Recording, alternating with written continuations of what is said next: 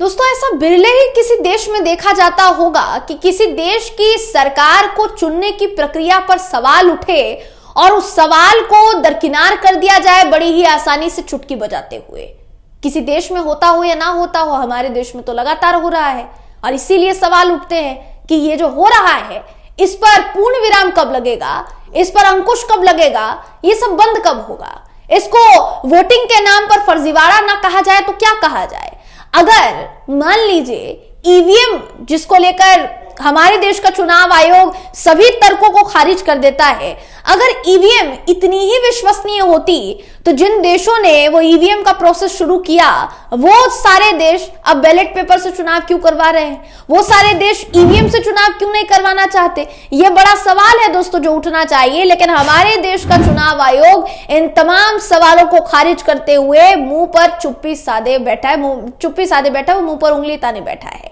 ऐसे में अब चुप्पी तोड़ने का समय आ गया है और शायद यही कारण है कि तमाम विपक्षी दल यानी इंडिया गठबंधन इस मुद्दे को राष्ट्रव्यापी बनाने की जुगत में जुट गया है। दोस्तों, इसको लेकर विरोध प्रदर्शन होना है, तारीख तय कर ली गई है और इसी के साथ साथ चुनाव आयोग को चिट्ठी भी लिख दी गई है कि आपसे मिलना है। मुख्य चुनाव आयुक्त को समय देने की गुजारिश की गई है कि आपसे मिलना है, किसी भी हालत में आपसे मिलना है, आप मिलिए और हमारे जो डाउट्स है उसको क्लियर कीजिए, वरना जा रहे हैं हम प्रदर्शन करने के लिए। और ये प्रदर्शन बहुत बड़ा होने वाला है। दोस्तों, पूरी खबर क्या है, मामला क्या है, इस वीडियो में आपको बताऊं। नमस्कार, मेरा नाम है जयंती झा और आप देख रहे हैं दी कंटाप। दोस्तों, सुप्रीम कोर्ट के वकील हैं महमूद प्राचा साहब। ये लगातार इस मामले को, ईवीएम के मामले को अपने संगठन के जरिए, अपने साथी वकीलों के जरिए उठा रहे हैं। उन्होंने कहा है कि वो जाएंगे और प्रदर्शन करेंगे, जितने भी लोग हैं उनको साथ लेकर प्रदर्शन किया जाएगा ईवीएम के खिलाफ। चुनाव आयोग अगर हमारी बात नहीं सुनता है तो विरोध प्रदर्शन करने के लिए हम मजबूर हो जाएंगे। उन्होंने आगे और क्या क्या कहा था मैं आपको सब कुछ बताऊंगी, मगर उससे पहले इंडिया गठबंधन ने क्या फैसला लिया है, इंडिया गठबंधन ने ईवीएम के खिलाफ क्या कदम उठाए हैं, ये सुन लीजिए। आपके स्क्रीन पर दोस्तों खबर है, जो खबर कहती है कि इंडिया गठबंधन के नेताओं ने मुख्य चुनाव आयुक्त, जी हाँ, हमारी इलेक्शन कमीशन ऑफ इंडिया के मुख्य चुनाव आयुक्त से समय की मांग की है कि आपसे मिलना है। इतनी चिट्ठियां आपको लिख दी है, इतने सारे दल हैं, तकरीबन 27 से 28 दल इंडिया गठबंधन का हिस्सा है। दोस्तों, लगातार चुनाव आयोग से, चुनाव आयुक्त साहब से, मुख्य चुनाव आयुक्त साहब से मिलने का समय मांगा जा रहा है, लेकिन उनके मिलने के समय जो चिट्ठी लिखी जाती है उनको, उस चिट्ठी को भी नजरअंदाज कर दिया जाता है। मिलने का समय देने तो बहुत दूर की बात है। तो यानी इससे ये संदेश जा रहा है कि हमारे देश का चुनाव आयोग जो हो रहा है उसको होने देना चाहता है क्या। जिस तरीके से सवाल उठ रहे हैं, आप किसी भी देश में जाइए दोस्तों, वहां की सरकार को लेकर, अगर सरकार चुनने को लेकर सवाल उठे तो वो सवाल गंभीर तौर पर देखे जाते हैं, जांच होती है, पता लगाया जाता है कि देश की जनता आखिर उस सरकार को चुनने के लिए तैयार क्यों नहीं है, या उस प्रोसेस को चुनने के लिए तैयार क्यों नहीं है जो सरकार चुनने में काम आता है। यानी हमारे देश में ही आप देख लीजिए, हमारे देश में जो चुनाव हो रहे हैं, ईवीएम से चुनाव हो रहे हैं दोस्तों, ईवीएम वीवीपैट से जो चुनाव हो रहे हैं, उसको बंद करने के लिए कितने समय से कितने लोग कह चुके हैं।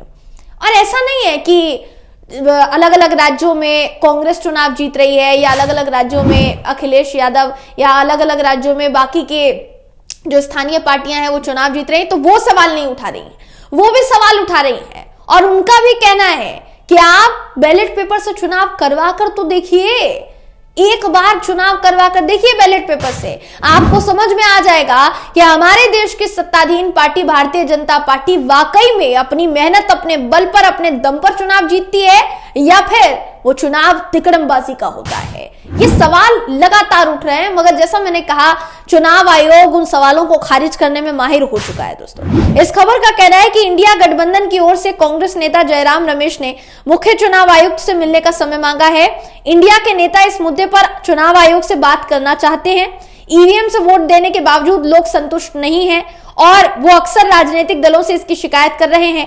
हर चुनाव में ईवीएम और वीवीपैट में गड़बड़ी पकड़ी जाती है, लेकिन चुनाव आयोग बहुत आसानी से तमाम तर्कों को खारिज कर देता है, जैसा मैंने आपसे कहा।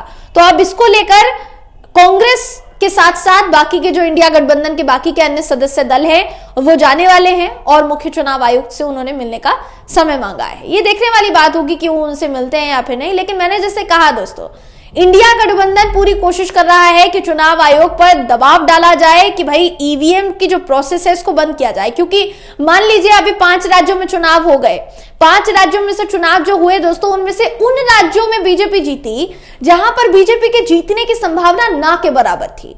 तो इसीलिए सवाल ये उठने लगे कि भाई जमीनी स्तर पर तो माहौल कुछ और नजर आ रहा था, फिर चुनाव में नतीजों में वो नतीजा नजर क्यों नहीं आया, वो आंकड़े नजर क्यों नहीं आए, पलट कैसे गया खेल, वो भी आखिरी मोमेंट पर।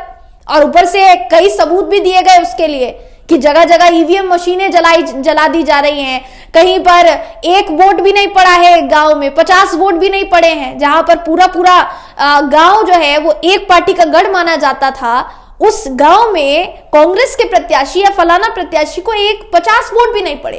तो अब वो कैसे हो सकता है, ये तमाम सवाल उठाए गए दोस्तों, बावजूद इसके कोई संज्ञान अभी तक नहीं लिया गया है। यही कारण है कि अब जितने वकील हैं वो भी इसके लिए सवाल उठा रहे हैं। देखिए, अगर इस पूरे मामले में अगर आप विरोध प्रदर्शन की बात करेंगे तो 5 जनवरी को प्रदर्शन की बात कही गई है। सुप्रीम कोर्ट के वकील महमूद प्राचा ने 5 तारीख को ईवीएम के खिलाफ बड़ा आंदोलन करने की चेतावनी दी। उन्होंने कहा कि ईवीएम से चुनाव कराना सबसे बड़ा फ्रॉड है और ईवीएम से चुनाव कराना लोकतंत्र के लिए सबसे बड़ा खतरा है। वकील प्राचा ने इस संबंध में प्रेस कॉन्फ्रेंस की थी, लेकिन उनकी बातों को मीडिया ने जगह ही नहीं दी दोस्तों। बड़े मीडिया चैनल्स ने उनकी बातों को जगह नहीं दी, जिसके बाद महमूद प्राचा अपने संगठन के जरिए ईवीएम के मुद्दे को लगातार उठा रहे हैं और अब उन्होंने ऐलान कर दिया है कि वो 5 जनवरी को किसी भी तरीके से इस पूरे मामले के खिलाफ सड़कों पर उतरेंगे अपने संगठन के साथ। क्या कहा था उन्होंने, आपको मैं वीडियो दिखाना चाहूंगी। पहले तो इनका वीडियो देखिए, उसके बाद आपको दिखाएंगे कि उन्हीं के साथी बताए जाते हैं या एक वरिष्ठ वकील हैं भानु प्रताप, उन्होंने क्या कुछ कहा था। मगर उससे पहले वीडियो देखिए आप। 50 के करीब मशीनें हमें दे दें, हम ऐसा नहीं करेंगे कि हम छुपा के उसको हैक करने के लिए हमारे पास बहुत सारे लोग हैं, वो हम आप सब लोगों को ऐसे ही प्रेस कॉन्फ्रेंस बुलाकर वो सील कवर में हमें दे दें इलेक्शन कमीशन 50 मशीनें।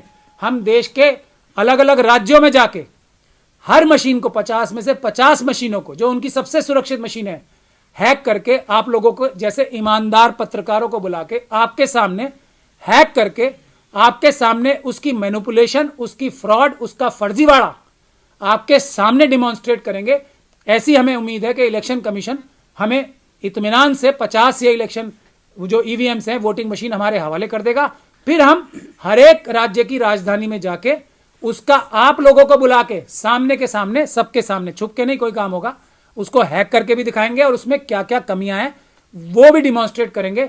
ये एक जायज मांग है, मुझे लगता है इलेक्शन कमीशन को ये। तो महमूद प्राचा का वीडियो आपने देखा, अब आपको दिखाते हैं भानु प्रताप ने क्या कहा था। हमने आपको दिखाया भी था इससे पहले कि उन्होंने ईवीएम को लेकर अपनी क्या बात रखी थी, लेकिन आपको दोबारा उनका वीडियो दिखाना चाहेंगे। ये वीडियो भी देखिए। इंडिया गठबंधन में 28 पार्टियां हैं।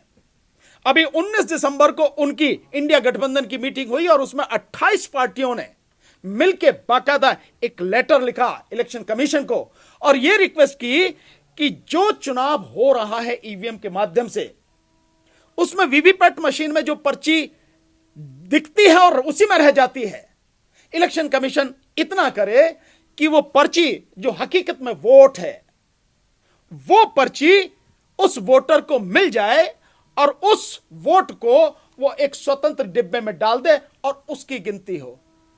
इसमें क्या गलत किया उन्होंने? जो 6,500 लोग हैं, ब्रिलियंट लोग, सुप्रीम कोर्ट जजेस से लेकर नीचे तक सारे, उन सब ने जो लिख के दिया, मतलब देश की जनता, सिविल सोसाइटी के लोग, पढ़े लिखे अनपढ़, सब ईवीएम के खिलाफ आंदोलन कर रहे हैं।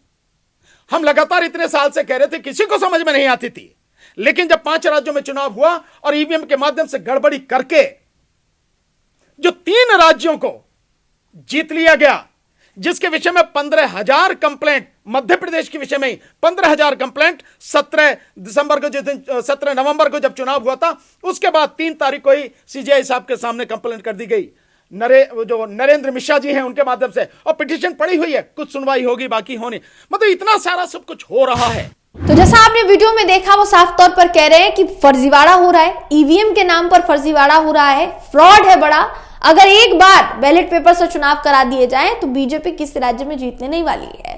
तो आखिर सोचिए दोस्तों कि वकील, सुप्रीम कोर्ट के वकील, कोई भी ना ईवीएम को लेकर या बाकी की चीजों को लेकर, जो ज्यादातर न्यायिक व्यवस्था के तहत आते हैं, या अगर उस पर सवाल उठाया गया तो उन पर भी क्लेम हो सकता है, ये सारी बातें ध्यान देकर ही वो सवाल उठा रहे होंगे ना। उनको भी पता होगा कि अगर मेरे पास सबूत नहीं होगा इस बात का जो मैं साबित करना चाहता हूं, तो मेरे खिलाफ एक्शन लिया जा सकता है। मगर वो डंके की चोट पर ये बात कह रहे हैं, कुछ तो वजह होगी ना उसके पीछे, और यही वजह देते हुए 5 जनवरी को प्रदर्शन होने वाला है। ईवीएम के खिलाफ बड़ा विरोध प्रदर्शन होने वाला है दोस्तों। देखने वाली बात होगी कि उस विरोध प्रदर्शन में क्या क्या होता है, किसके क्या बयान सामने आते हैं, क्या क्या सबूत रखे जाते हैं सामने, और फिर भी चुनाव आयोग की आंखें खुलती है या फिर नहीं। फिलहाल इस खबर में बस इतना ही। आप इस खबर पर क्या सोचते हैं, आपकी क्या राय है, कमेंट करके हमें जरूर बताइएगा। वीडियो अगर आपको पसंद आया हो तो वीडियो को लाइक कीजिए, शेयर कीजिए, चैनल को सब्सक्राइब करना बिल्कुल भी ना भूलें। फिर मुलाकात होगी आपसे अगली वीडियो में, तब तक के लिए नमस्कार।